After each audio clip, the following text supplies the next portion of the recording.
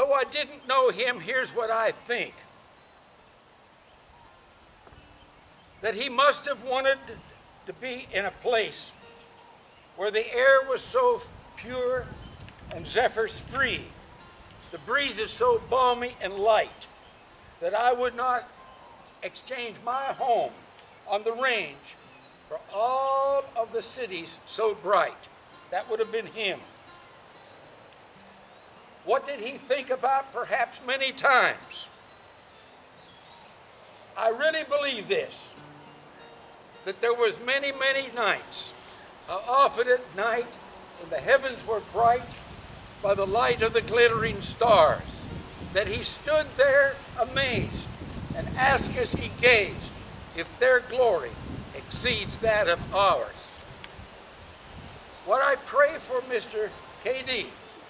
and for you is that the Lord will give me a land where the bright diamond sand flows leisurely down the stream, where the graceful white swan goes gliding along like a maid in a heavenly dream. I pray that his heavenly dream has become reality.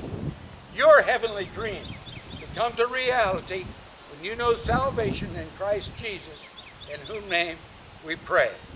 Amen. God bless you.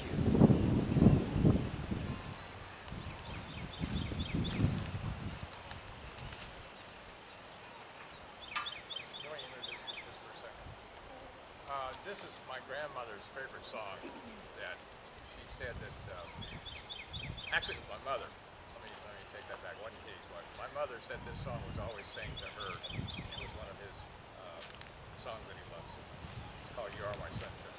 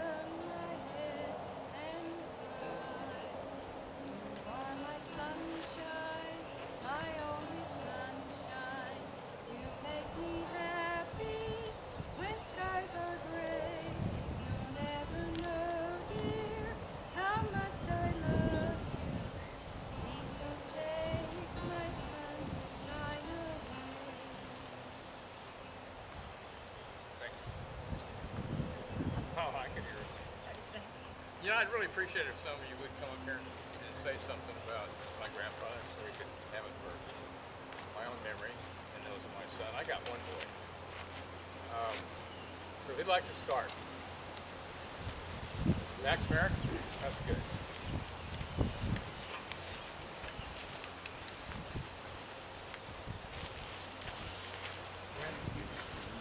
My father was from West Texas, and probably liked K.D. because of the culture that they grew up in. And when I was 5 years old, Daddy bought me a horse, and I can remember riding from Cottonport town to the farm, which was about 2 miles away from where we lived, with Mr. Reeves. As a little boy, 5 years old, and Mr. Reeves would have been about 70 years old at that time. And that's a very fond memory of riding the farm, looking after the cows. I can remember I was telling Kellus earlier that we had a big water trough, and Daddy had just put in a float like you have in a commode to control the water level in the trough. And K.D. was, I was just doing a little math, was about 30 years older than Daddy, so Daddy would have been about 40, I guess. Mr. K.D. had no use for that float, so he took it all out and put a little wooden peg in the discharge from the pump, such that it would just seep. You know, with just a little hole in it. And I can remember Daddy being so upset. Like, that old man took my good float out and put that wooden peg in there. But I also remember well going to his little garage. He lived in a little tin garage, and watching him shoe horses at 70 years old, going out to the railroad track because he had no angle, and beating those shoes out on that railroad track. And I shoed horses, shod horses, when I was 30 years old, and I could barely do it when I was 30. That's hard work, and he was 70 years old doing that. Those are the memories I have of K.D. Reeves. He was a hard-working, good old guy that played a large part, I think, in Daddy's development of that form. Thanks, man. I appreciate that. Thanks, Dad.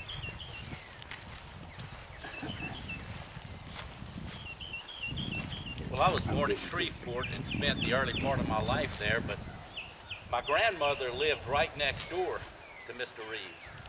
And I would come every summer, and I would spend the summer with my grandmother. And I got to know Mr. K.D. well, and every time I would come, he had a little pinto pony, and he put a saddle on it, and I would ride that horse all summer long. And I can remember going with him. At that time, there was no stock law. And people would turn their cattle loose and their horses. They graze on the railroad tracks. They graze on the school grounds. And I'd go with him, and he'd go check his horses and his cattle. And that was just such fond memories. I mean, he was a legend. He was the only cowboy I ever knew. And I can remember also there was a guy living down the street, Roderick Laborde. I'm sure y'all know Roderick. Roderick and I are the same age, and Roderick's a small fella, and I've always been big and fat. And he put a dime on the ground, and he said, okay, y'all get with it. Whoever puts their hand on that dime gets to keep it. Well, I was always stronger than Roderick, so I'd win sometime, but Roderick was fast, so he'd win sometime. So it was a fair fight. And K.D. would get a great thrill out of watching that. But he was a true legend, he was a true gentleman. He was my hero growing up, and I was proud to know him. And God bless him. Thank you. It's all right. It's on. I want to make sure. When we were kids, I guess the only thing we knew about real cowboys were the movies we saw at the Joy Theater.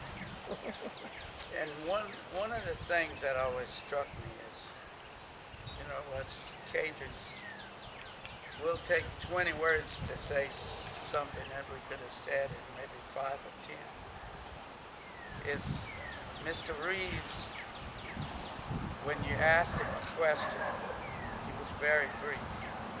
He might say, yep, nope. And when he had something to tell you, he thought about it before he said it.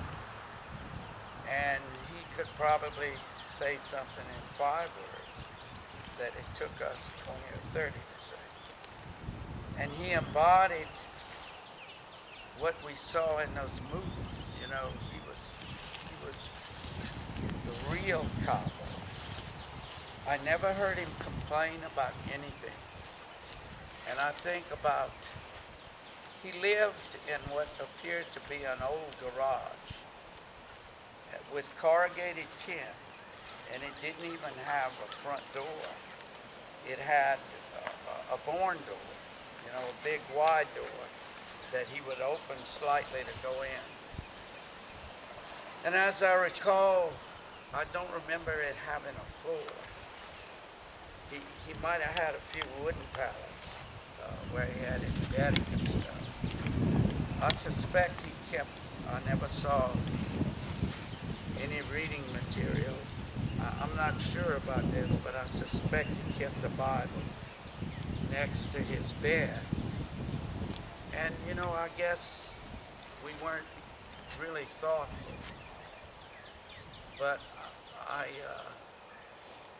assume that he lived with a lot less than most of us grew up with. And I can see him on that horse, kind of stooped over his shoulders, as most cowboys do, would roll forward, and that little hat, the only hat I'd ever seen like that was a picture of Billy the Kid. It looked, and it was so unique.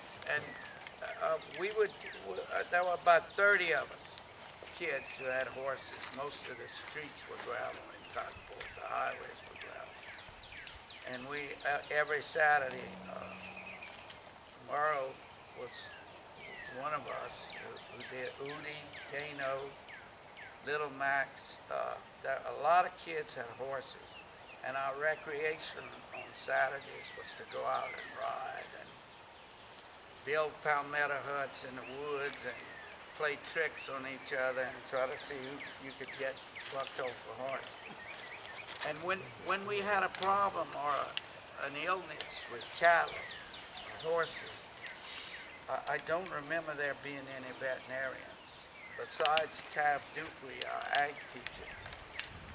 You called Mr. Reeves or Spraw, Mr. Milton Capel, and they came over and they had remedies we had never heard of. Merle mentioned one today, motor oil and sulfur to treat wounds. And if you had fistulas or screwworms, they had ways of popping them out of the back of a cow with a bottle. And they knew, I once heard them talk about a cow getting stuck. They'd try to pull out with a horse. I don't know if Daddy told me or what. But he mentioned they had doubled up a rope and took a small log and started twisting the rope, and it probably took 2 or 3 hours. I think it might have been on a canal back to Max Merrick's pasture near Plossyville. They pulled that old frame of cow out of that mud by twisting that rope, and they just did so many unique things like that. And Max mentioned him shoeing horses. Well, he had one of those common little charcoal furnaces that you heat horseshoes in with a little blower you crank. But he evidently couldn't afford an anvil. And he would heat those shoes, and then he would walk out to the railroad track. And that's what he used for an anvil. And he would beat those shoes into shape he wanted on the track. And he would stand there and shoe those horses. You'd hold the rope, and he'd get that foot between his leg, and neither one of those guys were ever afraid. I know we used to go round up Bramers at Uncle Max's, and they'd tell us, boy, you better be able to turn that horse if one of those cows comes out. But they were never afraid. And I don't recall Mr. Reeves dying, and I was wondering why. And I noticed he died on April 23rd, 1969. Well, I was supposed to get, my wife and I were supposed to be married on April 19th of that year. And she was going to pick up a wedding dress on the 18th, and she hit a train and was hospitalized for 3 weeks and nearly died. And I guess that's why I didn't even realize he had passed away. Hey, Doge, do you remember, it just hit me, his goal in life was to jump out of an airplane on a horse, parachute down. He was going to be the first man, to ever do that. You remember that story? Well, I never heard him mention it, but I suspect he would. Woody Lemoyne probably aided in that plan. I would think so. But I just want to say how lucky we were to have that kind of person, because you know what we saw in the movies and what we read wasn't quite believable about how tough these guys were who lived on the ranges of Texas and New Mexico and Colorado. And when we saw it in person, never a complaint, never whining, never hearing a person feel sorry for himself, and bearing the kind of life he did with such dignity, you know. What a great lesson for all of us. Thanks, Dick. Sure.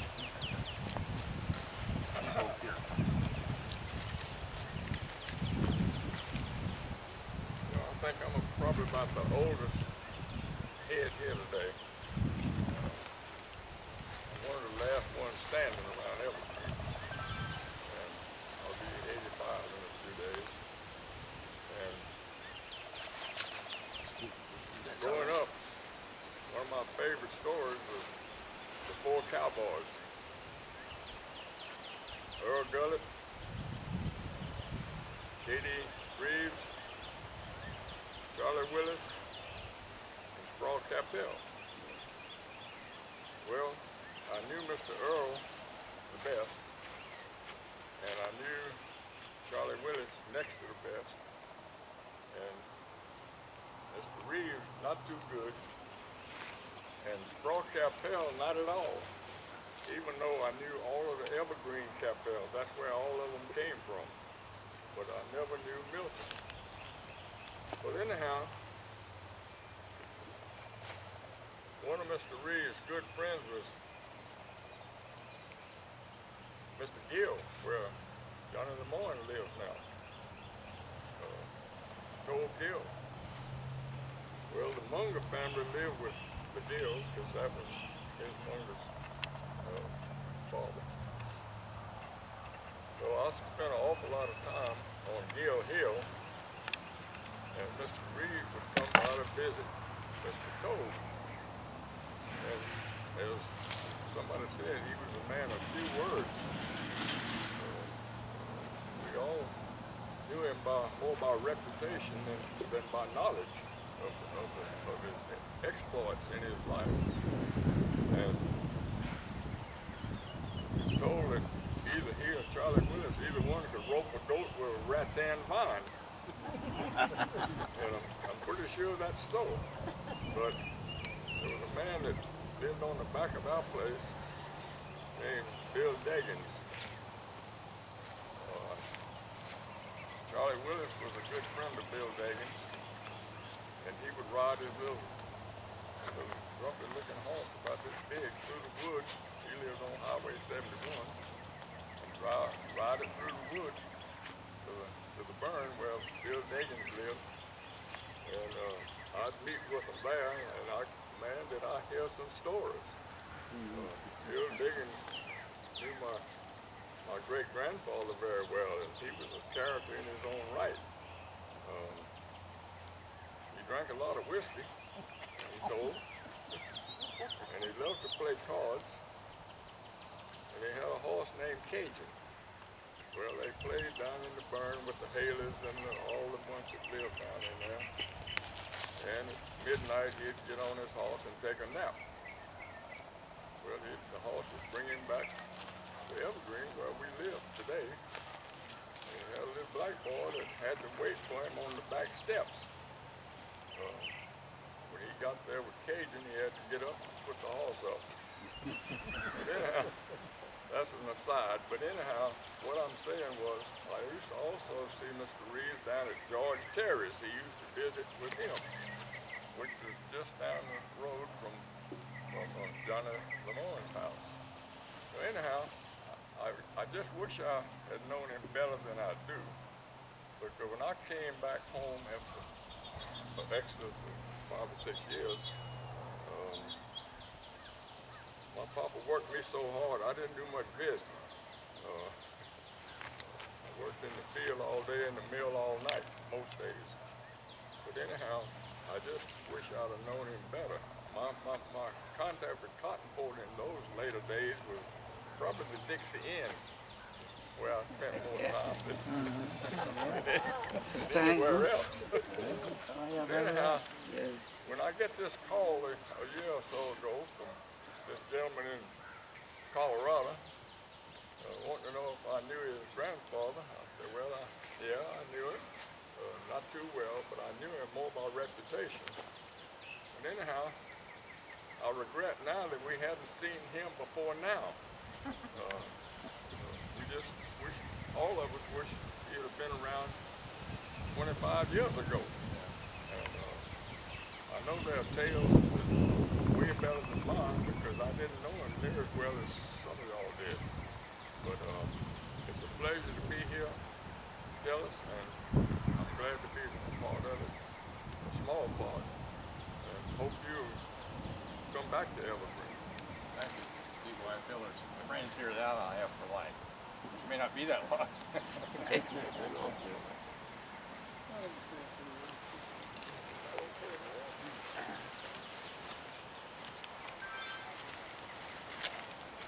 Yeah, I used to go down to KD's a lot. All of us young. You gotta really think of how much patience there was to have. But To put up with, you know, a bunch of teenagers thank you. who were probably loud and one thing and the other. Spent many an hour over there, and I never heard him raise his voice. I never heard him say a cuss word. I never saw him take a drink. I just never saw him do anything other than, you know, what he's supposed to do. And now that I think back about some of the things we did, really looked after us. I remember one day, I think it was Rudy and I went with KD to Mr. Max to check the water. that tank you were talking about. And I'll never forget that. Remember them two Bremer bulls he had? And one was named Jack, and I forgot what the other one's name was. And Jack was mean. He was bad. He was a bad bull. And I'll never forget, he told us, okay, don't y'all get too close to him with your horse. And whatever you do, don't get off. And now that I think about it, I said, you know, he was looking after us. You know, I mean, he just had a lot of patience with us. So he was one of a kind. I'm glad to see I knew him in my lifetime. Thanks, Ron.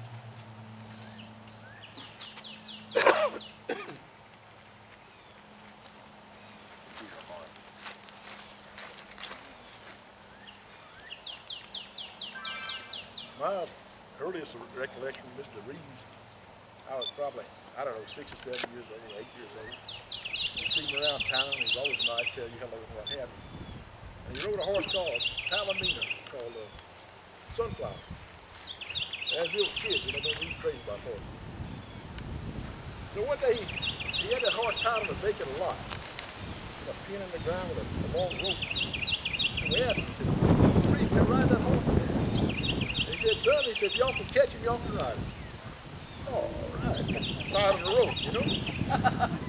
We tried to catch that old horse, and every time you get close to him, he'd turn and he'd cock his leg. He probably wouldn't have kicked it, but he gave us a good, then again we didn't know, you know? So, me and another guy tried that. Couldn't get on the horse. He kept on turning. So he's got smart. So we went out and left 2 other kids. And that darn horse would just spin around and cock that leg. And we fooled with him about an hour or 2. And we said, can't you do it? He just kind of looked at us and smiled, you know. He knew all along. I was younger than some of the guys that spoke earlier. And the story I remember best about Mr. Reeves came from Mr. Milton Capel, Mr. Sprawl. He was, he'd come to Daddy's camp in the Bayou Jack, and when I was like 6, 7 years old, I guess, and when it got in the teens, there was too big a cold for he and I to go out and take a stand, deer stand. So he babysit me and at the camp, and I can remember one day in front of a fireplace, he was telling about one time he and Mr. Reeves were cowboying out west, and they were going from one job to another. And they were riding across kind of a semi-desert. And he said, way in the distance, they could see something, the big white thing. And he said, what do you think that is? They didn't know. So they said, well, we headed that way anyway. So they're right up on this huge tent, and they got a family of Mexicans. There's like 4 or 5 families there. He said they had old ones, young ones, kids, dogs, and what have you. And kind of the head guy told them to get out and sat by the campfire and drank a cup of coffee or something. He said, would y'all like to stay for supper? They said, yeah, that'd be fine. So he called up some guy over, and he said something to him in Spanish. Mr. Sproul said he couldn't speak Spanish that well, so he didn't know what he said. Said after a while he was sitting there talking, and he sees this guy go out with a rifle, 22 rifle. And he heard a shot, and he looked and he had shot a dog. He said he didn't say nothing. He said there's something wrong with the dog. So they start preparing the meal, and it was a stew. And he said after a while, he said, well, it's time to eat. So they started eating, and he said we didn't take much because it was a big family. You know, they had, let's say, 3 or 4 families there. He said everybody had served himself. And the guy asked me, he said, look, he says, have some more. He said, you got plenty. So he said, we helped ourselves to a second serving. Then he, Mr. Sproul, or Mr. Reeves asked him, said, what kind of meat is it? He said, you like it? He said, yeah. He said, it's good. He said, well, what kind of meat is that? He said, dog. Sproul said, they stopped kind of midway like this, eat, and they looked at each other and just kind of shrugged their shoulders and kept on.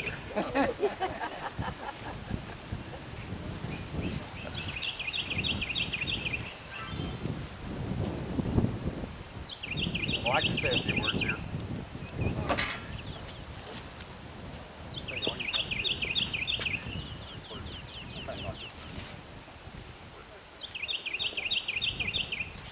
Well, I only knew him. I didn't know my grandfather. I saw him, I think, when I was probably in the 2nd grade, and he came out to see us in Estancia, New Mexico, which is South Creek, a pretty old ranch in farming town. So I had one side of the family that I always knew from my mother's side was K.D., and he was a rancher. And my grandfather used to talk about him because he had racehorses too, and they had a lot of fun racing with these horses.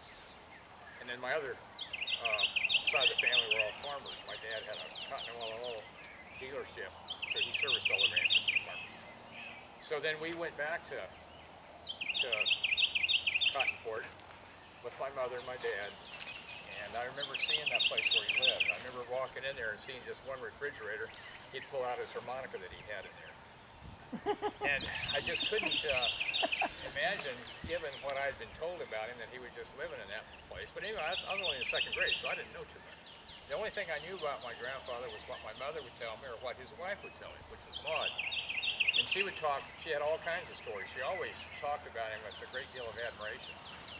And about horses he had trained. Even my aunt told me about one time they had races. He said, well, why don't you hold up your hand with these silver dollars? See if anybody will take a look at you and do anything. So sure enough, she held up 3 or 4 silver dollars, and next thing you know, somebody else did, so they knew we were going to have some bets, and she was betting for my grandfather's horse. And it so happened that that time, I don't know if it was my grandfather's horse or not, but anyway, the story was she lost those silver dollars, but somebody came right over and took them right out of her hand. But he had trained a horse, my grandmother said, to watch the starter's finger. As soon as that starter's finger went down, that horse took off. And he always got complaints because of that, because that horse would always have the jump on everybody. So then I asked my grandmother, and you've probably heard this story before, why he ever, well, I actually didn't ask her that. I asked her what he liked to do more than anything else. Because I love to hunt and fish, okay? That's part of my grandfather, I guess, coming out of me.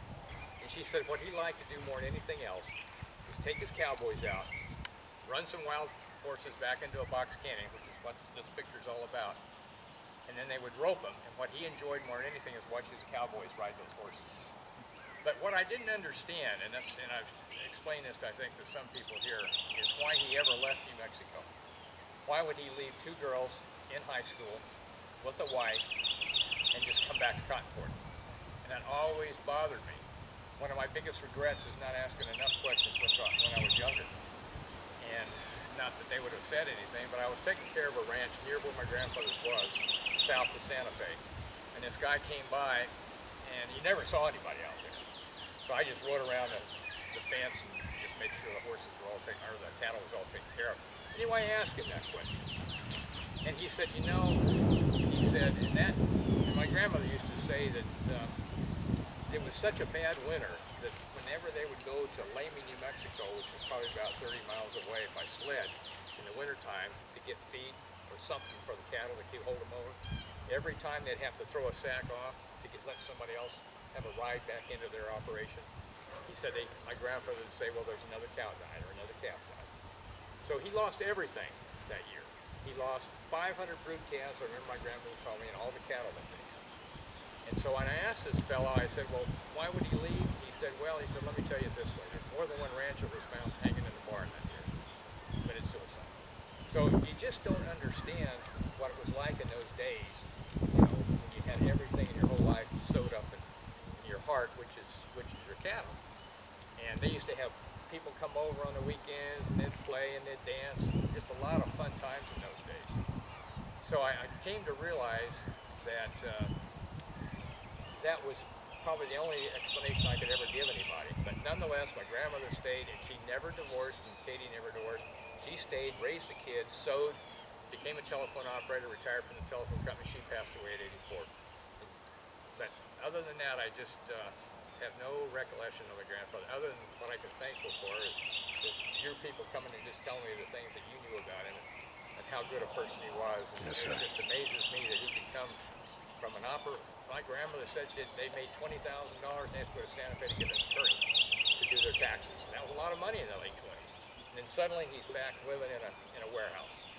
And as Carolyn Gano, I think, said, you'd see him out washing his face or whatever in a horse trough. You know, so it's just amazing if somebody could still survive and doing it. Speaking of jumping out of an airplane, though, I've always wanted to do that. I never thought of landing on a horse, though. So the problem is I got to live with that, because I might have to take that to my grave, because I don't think I'm going to be able to do that. But who knows? I might get in a wingsuit or something and out skiing, and maybe that'll do myself in now. But I really appreciate all you guys being here, and thanks for all your memories and your participation. I hope that I'll be able to see you again, and we can enjoy each other. And you're all invited to come see me in Durango. And if anybody wants to go fishing in Alaska, I know most of southeast Alaska, and I know how to catch fish, catch crab, and just take you around and show you some good scenery. So if you want a good captain, you want to go fishing, give me a call. We just got to make an arrangement by Christmas for a boat the next summer, because most of the friends I have, you know, their boats are pretty well booked up. So anyway, thank you all for coming. I sure appreciate it. Thank you.